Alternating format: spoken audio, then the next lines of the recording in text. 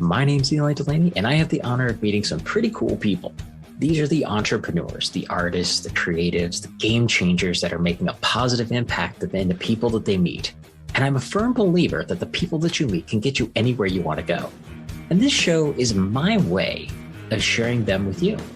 It's my way of also helping you meet cool people. All right, welcome back, everybody. Eli here, Meet Cool People Show, and today I have Joshua Wathen. He and I met at the Badass Business Summit back in September here in the Dallas-Fort Worth area, and had a really cool, fun conversation. It was only like 5 minutes long, but we had a great conversation, and we continued it. Had a virtual coffee, and this dude's just a fun, cool guy. And he's got some really good stuff he's working on. And I wanted to bring him on to share his story and some of the things that are going on. So let me tell you a little bit about him. He's a COO of Triad Infosec, which is a cybersecurity company. He's a serial entrepreneur. He's also a Green Beret. And I like to say all around straight shooter. So Joshua, thanks for hanging out with us today. Yeah, thanks for having me. I'm enjoying this conversation already. Yeah, as we were talking about how the new year is starting to kick out really good, and this will actually go out next week. Just so I'll just I'll tell you that right now. So we are kicking off 2025 as of the recording of this, which is going to be awesome. So tell us a little bit more about your company, about Triad. What is it you guys do, and who are your clients? Yeah, so essentially we do strategic cybersecurity. What that really means is we have fractional CISOs, so your Chief Information Security Officer. Typically, middle market companies are the ones that engage us for those types of services because they're at a point where they need some strategic leadership for their cyber, but they're not at a point where they need a full-time person or all the software stack. So kind of doing the leasing model with us works well for them. The other big piece of the pie that we do is compliance. Because cyber is the new forefront of warfare, the government is pushing down tons of regulations for industries like healthcare, financial institutions, government contractors, things of that sort, and forcing them to go through audit processes to get a rubber stamp, if you will, that says that they're good in their area of expertise. So we come in and set all of that up, make sure that they're set up for success so they don't waste 50 to 100 grand in an audit by failing. Right. And you were telling me that when you and I were talking last time about that you go through, how you have these like 20 steps you have to follow. And if you get to number 19 and you end up failing, you have to start all over again, which is, that's a big headache. It really is. Yeah. And it can be a little bit more frustrating than even that because the auditors are not allowed to tell you why you failed in most cases. So you could go through a 110 framework process and they tell you that you didn't pass, and that call them back when you're ready to try again. And you've got to go back through everything and try and figure out where the failure was. Right. Wow. It can be arduous. Yeah. So, you and I were talking before we hit record here, and most of the people that are going to be listening to this show are going to be solopreneurs, small mom and pop, solo. Maybe you got, working out of your office, you got a VA or two, something like that. What are some of the things that we should be thinking about from the cybersecurity standpoint? Because I know that even small companies get hit, and sometimes it's almost worse. So what are some of the things we need to be looking at? Yeah, I think the first thing is mindset, right? Moving at a deliberate pace with everything you do is the number one way you can protect yourself. Don't be in a rush to click on things. Don't be in a rush to sign up for things. Do a little bit of research, double check, and confront. When it comes to tools, there's some really good basics out there that can help you a lot. One thing that I commonly see is people save their passwords in their Google browser. Well, if I get into your Gmail, then I have all of your passwords to everything. So getting a password manager like LastPass or Keeper or something like that, where it's all encrypted and nothing is located inside of a browser or another system, can compartmentalize all of your tools quite a bit. And it's relatively inexpensive. I think I pay $100 and something a year for Keeper. Right. Okay. Well, and that brings up a really good question, because I've been using LastPass for years, like years and years and years. It's one that I've recommended, but I know there's been some people that have said, "Hey, it's not the best one you should be using and stuff." So actually, since you're in the industry, it's like, is LastPass still a great choice, or should we be looking at something else? No, my CEO prefers LastPass. I use Keeper. I think Okay. it's whatever you're gonna use, Mm-hmm. use it, because Okay. that's the big step, That's the right? key, right? Okay. Yeah. Okay. Kind of like the answer people always ask me, what's the best CRM? It's like the one you use, right? Yeah. Uh, so, okay, good. That's always good to know, because, that is something that actually was literally, I don't remember what it was, but there was something just like yesterday or the day before it came up. And, I was listening to a podcast, the Daily Stoic podcast with Ryan Holiday, and he does a ton of sponsorship stuff. And so I think it was, 1Password, I think, was the one that they're doing on his show. And I was like, you know what, maybe it is time that I actually think about, is this the right choice? Should I maybe move forward? It's so funny, because then we happen to have this call today, so it was perfect timing. Yeah. No, that is awesome. Cool. And that's good to know. And that's one of the big things. And you brought up something very important with this. I think a lot of people don't stop and think about, is that slowing down process, because people get click happy. I mean, I know this even from a client standpoint. I'll have people share their screens with me when I'm working with them, and they're like trying to click 3 steps ahead when we haven't even gotten the first thing finished yet. And I'm like, whoa, whoa, whoa, stop, back up, back up.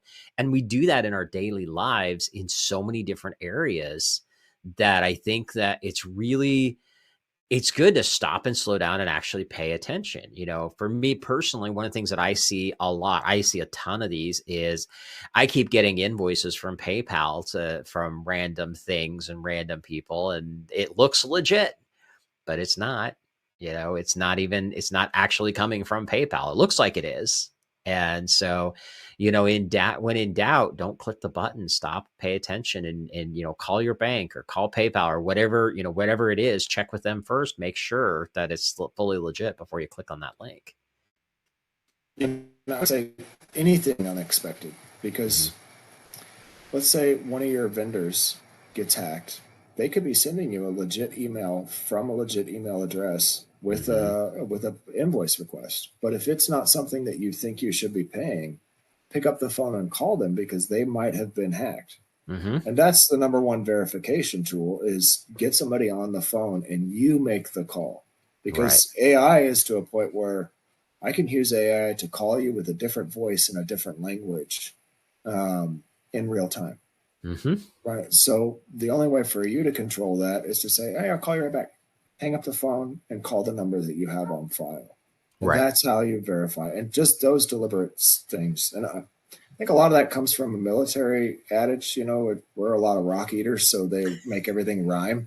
Mm-hmm. And one of the things they say is haste makes waste. Mm-hmm. And across the board, I find that to be true, right? Yeah. Whether it's parenting or cybersecurity or even working out, right? Like, take your time and do it correctly, and you'll get so much more out of it than you would have if you just tried to rush. Right. No, I totally agree with that. I love that. Which actually, we're going to go ahead and shift just a little bit here, because you talk about the military background. So you're a Green Beret. Yes, sir. And there, first off, thank you for your service. We love that. But you use a lot of what you got from that in your day-to-day life, and between you've used that in how you educate and how you run your business and stuff like that. Tell us a little bit more about that, and how those lessons have become staple in what you do day to day now. Yeah, I think, well, Green Berets are kind of interesting. A lot of people don't know that we're really warrior diplomats. So our job is not, we have the skill set to kick doors and run kinetic missions, but our job is really to go behind enemy lines, make a bunch of friends, and raise a fighting force that influences the culture of the area so that we can get done what we want to get done.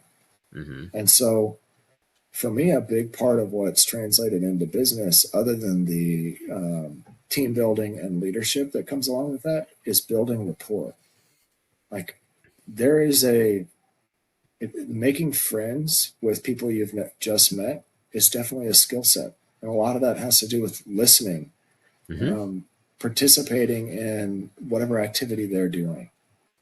just the simple things in life have made a big difference. And I think, I told a buddy the other day, and I've been saying it ever since, that who I know has gotten me the jobs I've gotten, and what I know or what I'm able to learn, what's kept me from getting fired. Yeah. But it's all about people. And one of the soft principles is people are more important than equipment. And even with the advances in AI and technology, that's always going to be true. Right. If I think that's the number one thing is dealing with people. And then, from any military background, especially spec ops, the work ethic and discipline that comes along with that, and just knowing how to do that and knowing a little bit about yourself. What drives me, what's going to motivate me to get up extra early and go get stuff done and get the day started. That's been very helpful as a foundational aspect of just being a reliable person. Right. No, I love that. I'm going to back up just a little bit with what you were just talking about with the relationship side. It's so funny that you said, the people have gotten you the jobs. I have a quote that I've said years ago, the people that you meet will get you anywhere you want to go. And it is such a true thing. And like even this show, Meet Cool People, was created around the people that I met when I was traveling around the country as a speaker. And that was where it came from. Is like, I would tell people, it's like, yeah, I'm coming here, I'm speaking, I'm going to teach some cool stuff. I love doing this. I love getting on stage in front of people and sharing. But the reality is my favorite part of these events are the one-on-one conversations or the small groups when, I'll get, and this was one of the things I got really known for, was I would get 10 to 15 people together for dinner, and we would go to some little hole in the wall. We're not going to a fancy restaurant because I wanted to make sure anybody who wanted to go was included. And I had been in that position before where everybody wanted to go to the fancy restaurant and I couldn't go because I didn't have the money. And I'm like, I'm never going to treat somebody that way. And so I was like, we're going to find some cool little hole in the wall, have a great dinner, and just break bread and make friends. And some of my best clients have come out of those conversations. And so when we can do that, come from a place of just getting to know somebody first, that builds loyalty. It's not just, it's not getting a client. It's building loyalty to somebody who trusts you and somebody who wants to stick around and knows that you care about them. And that's going to get people to stick around forever. Yeah, I completely agree with that. I made a mistake with that at the beginning of last year. Not in the initial part, but kind of for our sales process, my partner is really the expert when it comes to everything cyber. Right. And so I build good relationships, find folks that needed our services, introduce them to Jason. He would talk about the technical aspect of it, but then I would just forget them. And I didn't mean to do that. We'd just get busy and I'm trying to generate new leads and stuff like that. And so we recognized that was happening, and man, I felt so bad. I just sent emails out to everybody and text messages and was like, hey, I did not mean to get transactional with you. That's not like, this is what happened. So, like, can we go hang out and just like, I don't care if you buy anything or not. I just don't want you to feel like I treated you that way. And most folks, to their credit, came back and said, no, I didn't feel treated that way. I understand. And we just hadn't had a chance to hang out. But man, it's that, if you're going to start genuine, you got to stay genuine. That part of it has been really important. Yeah, no, definitely. And that's where, like, for me, like as the automation guy, that's what I help people with, is actually fixing those kind of things, because we're human. The reality is that we don't drop the ball on purpose. We are human. We have fires. We have things that are top priority at the moment. And sometimes the important things get pushed down because they're not the squeaky wheel, right? And so that's literally why my business exists the way it does today, is because of the fact that I knew I was dropping the ball. And I was like, I have to figure out a way to fix this. So I started building the systems to do that, to help myself not drop the ball. And, and then I had other people coming to me going, all right, Eli, this is kind of cool. Who's helping you with this stuff? And that's literally how this business as it is today got started, honestly, was purely because I was doing it for myself, because I realized I was meeting so many amazing people. But it did feel transactional. The only time I'm talking to them is when I was trying to sell them something. And I was like, that's not what I'm after. It's not what I want. Yeah. And so, yeah, it makes a huge difference. And when you can do that, it's cool because when you do that, and especially when you fess up to it, you throw yourself under the bus and say, hey, this is not what I meant. And then you start staying in touch and everything. That shows a couple of different things that are great because one, it shows that you're willing to admit that you didn't do the right job. And people take a lot of, they respect you a lot for it. But then the second thing is, now they're going to start paying more attention, which is even better because now that builds that relationship even stronger. And if somebody was a potential client at that point, they're more likely to pay attention because of what you did. Yeah, I agree with that. I think that the strongest relationships I've had with anybody have been the folks that I've been in a hole with or a valley. Yeah. Right. It's like that common struggle of going, dude, I've been there. I'm right there with you. Now Yep. all of a sudden we're not just associates, we're brothers at that point, you know? Yeah. No, I love that. Awesome. So, one of the other things you also talked about was your discipline. From obviously, if you're in any military, there's discipline is a key point to the entire process involved with that. But so many people that haven't gone through that, like even myself, I didn't go through that. So the discipline was not honestly as easy for me because of the fact that I realized I have to, I am responsible for everything I do.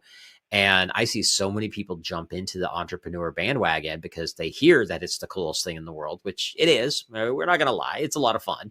But it's also the most stressful and the most difficult at times.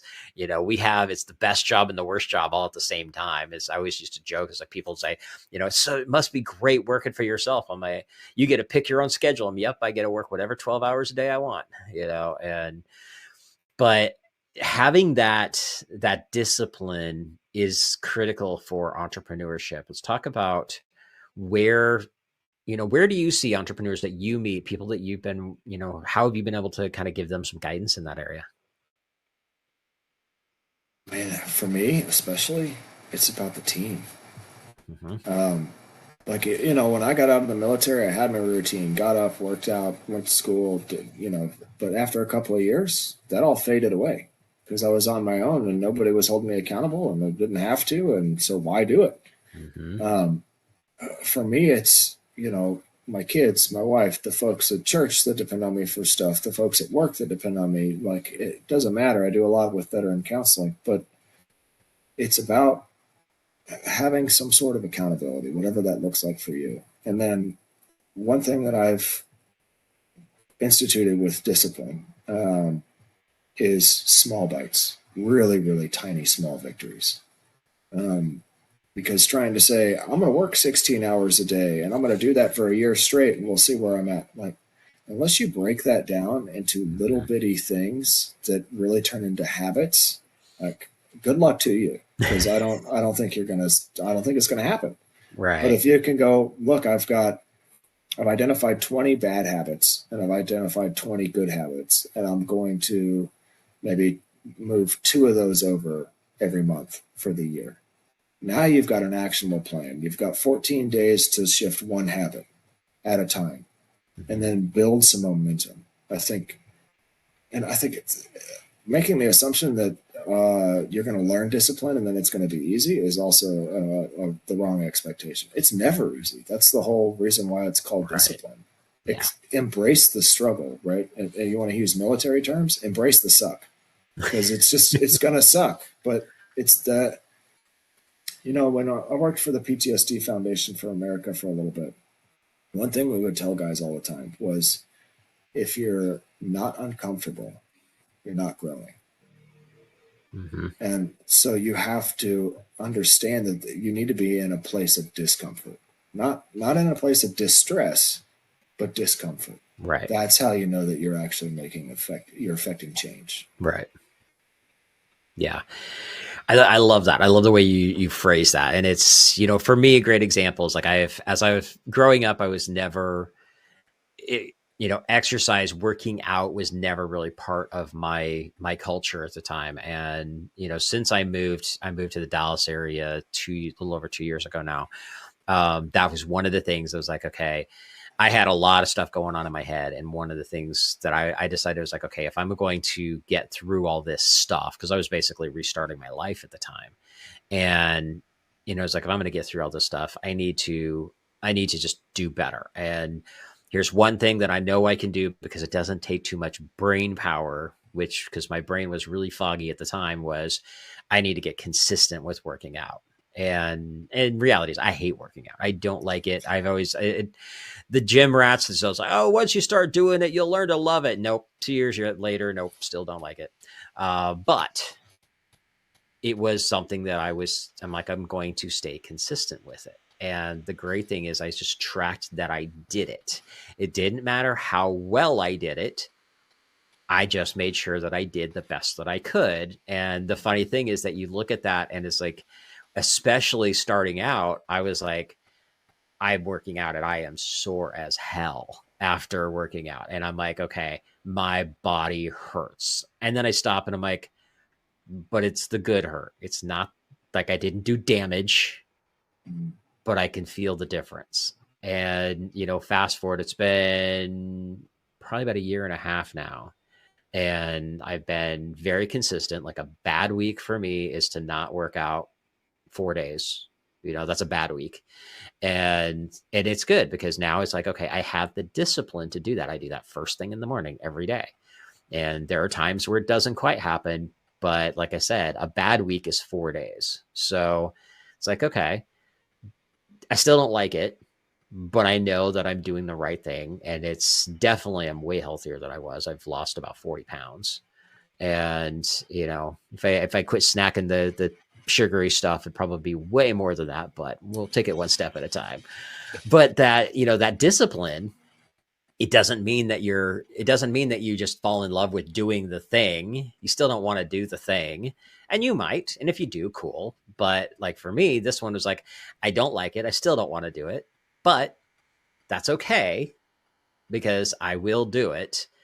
And I'll just, embrace the suck, like you said. And it's done very well for me. So I think that that's one of the things. And in entrepreneurship is the same way. It's like we have to discipline ourselves in getting the things done, whether we want to do them or not. Like, first thing in the morning, I have an hour that is my time to focus on outbound, like promotional stuff, whether it's me writing a post for social media or, picking up the phone, calling leads, whatever that is.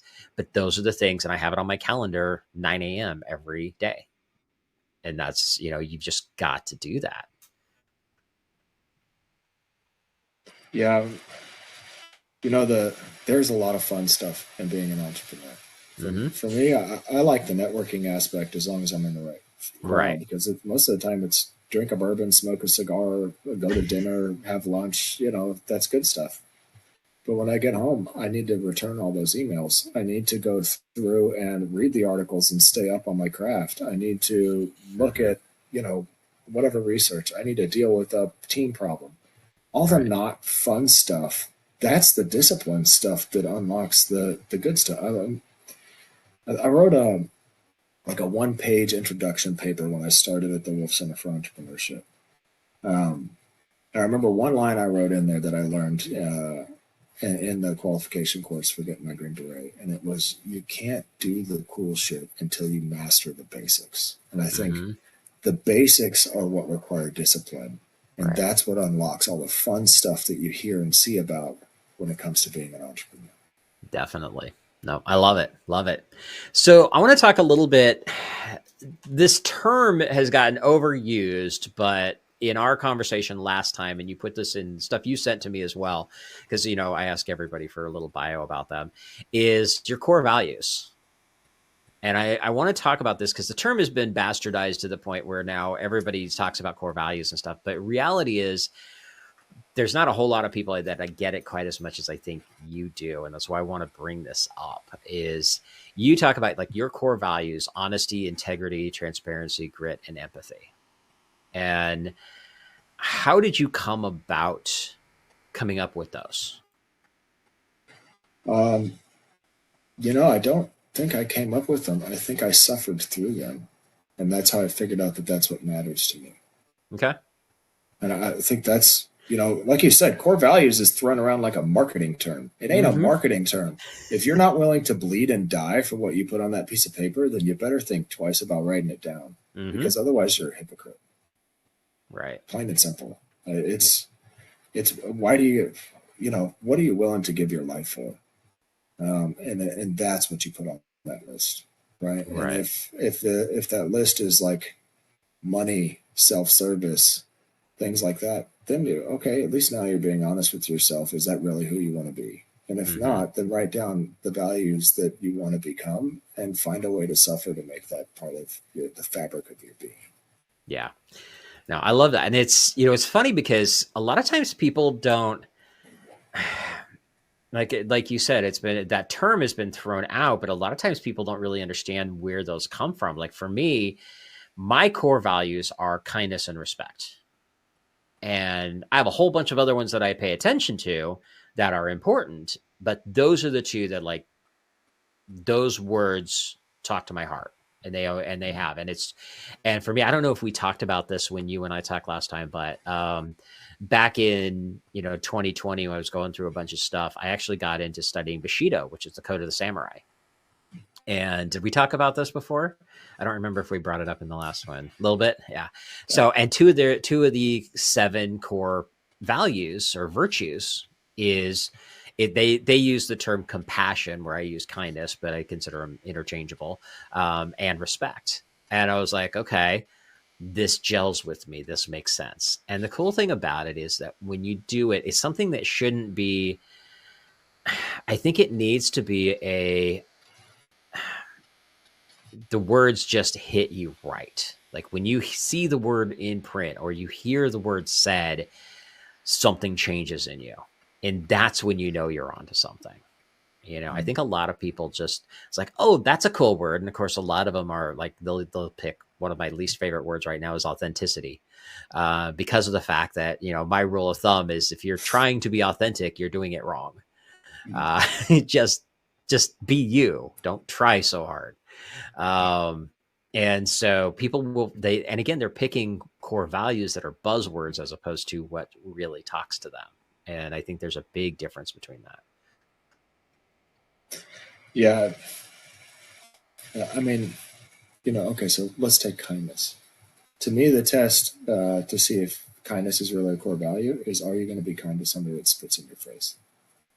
Mm-hmm. Right? Like, it's having a value. Being honest is a great example to use here. Are you going to be honest when you did something good? Probably. Are you going to be honest when somebody else did something bad? Probably. Are you going to be honest when you screwed up and it's going to cost somebody their job or their house, or Right. you wrecked a car that somebody else's kid was in, when you might go to jail? Like, that's when it's difficult and Mm-hmm. really hard to exercise that value. That's when you find out whether or not that's really who you are. Right. The rest of the time, it's easy. Yeah. Well, and that's when you figure out, who you really are. And I think that that's something that it's not something that's just, pick a word off of a list.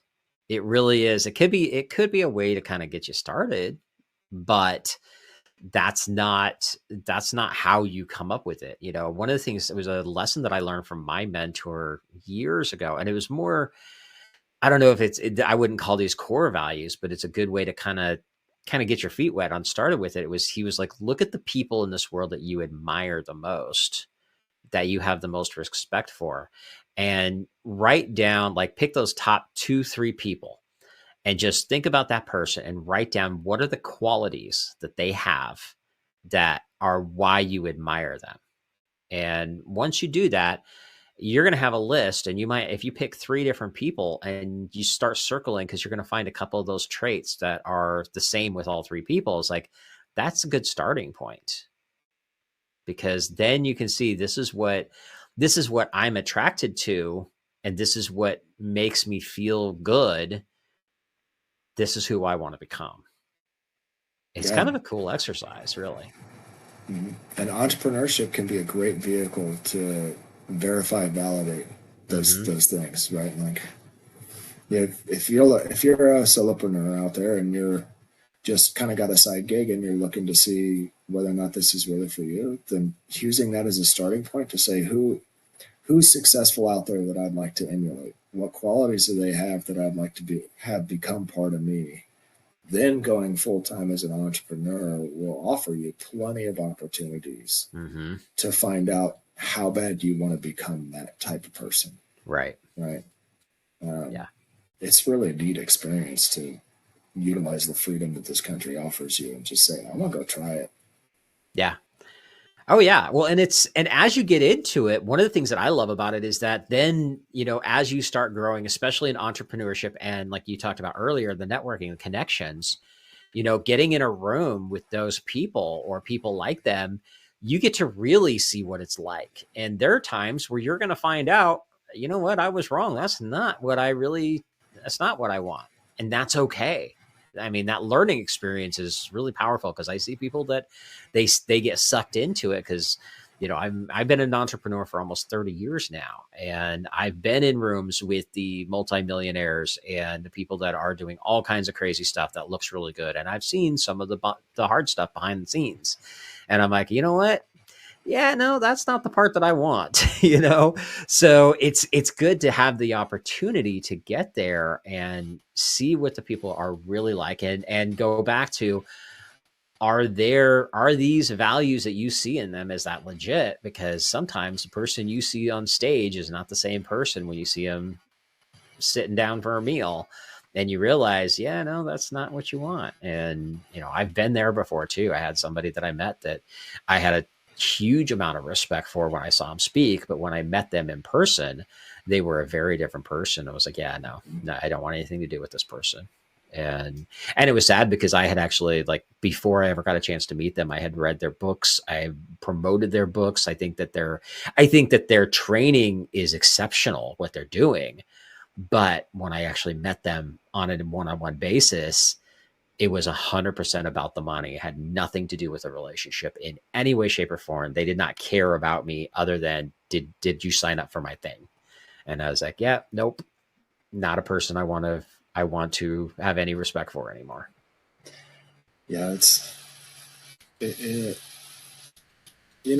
but that's part of life, right? There's hypocrites out there like crazy. Just the only person that you can control whether or not is a hypocrite is yourself. Yeah, and I know when we're talking about the entrepreneurship part and the struggle, like remember Donnie at Babs got on stage and he drew a little diagram that was like, here's the excitement portion of it, and then here's the actual struggle, and then you start to come up. And the point where you find out where you're at and the ability to grow is right at the bottom.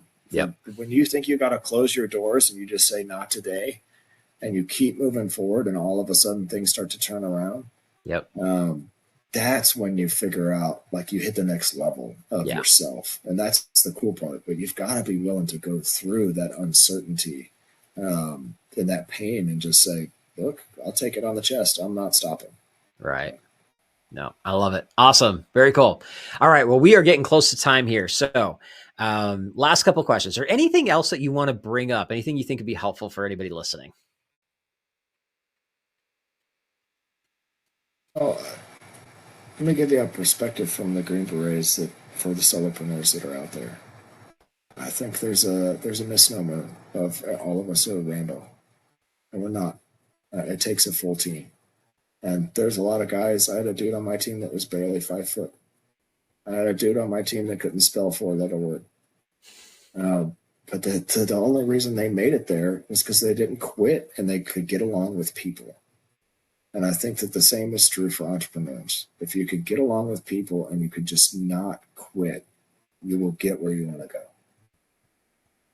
Awesome. I love it. Very, very cool. Okay. So, question that I ask every guest. This is the Meet Cool People show. So I would love, in your own words, what does Meet Cool People mean to you? I think it means be a bro before you try and be a pro. Hang out with somebody, get to know them, find out who you want to be brothers with or sisters, right? And then when they're ready to ask you about what it is you do professionally, then you can tell them. But if you can't be a brother to somebody and just generally be helpful and grateful, being a professional is going to be kind of difficult. Right. Love it. Awesome. Okay. What's the best way for people to get a hold of you? Because I know somebody's going to definitely want to follow more of what you're doing. LinkedIn. I'm on LinkedIn. If you go to linkedin.com/Joshua Wathen, you'll find me there. Shoot me a message, shoot me a connection request. Happy to help. Awesome. Thank you so much, my friend. I appreciate you coming and hanging out today. Yeah, thanks for having me. This has been a blast. Very cool. All right, everybody, get out there. Have an amazing week. Be sure to connect with Joshua. Reach out, let him know that you heard him on the show here. And as always, if there's anything I can do to help you out, reach out, let me know. Take care. And that wraps up another Meet Cool People show. Now, if you like what you heard, be sure to give us a like, subscribe, or review so I can help introduce these amazing cool people to even more amazing cool people. And just remember, meeting cool people is just the beginning. You need to have a system in place to follow up with the amazing people that you meet. This is exactly what we do for our clients. If you'd like to see if my team and I can help you, go to followuprockstar.com and check out the case study video to see exactly how we're helping our clients turn casual connections into cash clients for life. Again, go to followuprockstar.com and we'll see how we can work together to turn you into a follow-up rockstar.